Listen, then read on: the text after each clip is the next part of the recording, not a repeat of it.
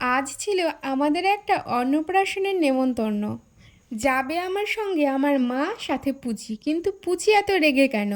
আমি খালি পুচিকে বলেছিলাম তোর কোথাও যেতে হলে জামা কাপড় লাগে না, আর এই ব্যাপার নিয়েই পুচি আমার ওপর ভীষণ রাগ করেছে।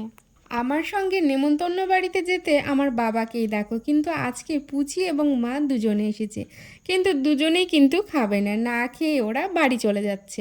যাই হোক, এবার কিন্তু আমি খেতে বসবো। তুমি নিবে নিবে কাম্মি দিবে, কাম্মি দিবে না, কাম্মি দিবে না। পুচি কিন্তু আজকে বাচ্চাদের কাছ থেকে ভালোই আদর পেল। মাকে বললাম তুমি তো চলেই যাবে, তো চলো তোমার আর পুচির একটা ভিডিও করে দিই। তো আমার মা কিন্তু কোনো নেমন্তন্ন বাড়িতে যায় না, তবে আজকে কিন্তু মা এসেছে।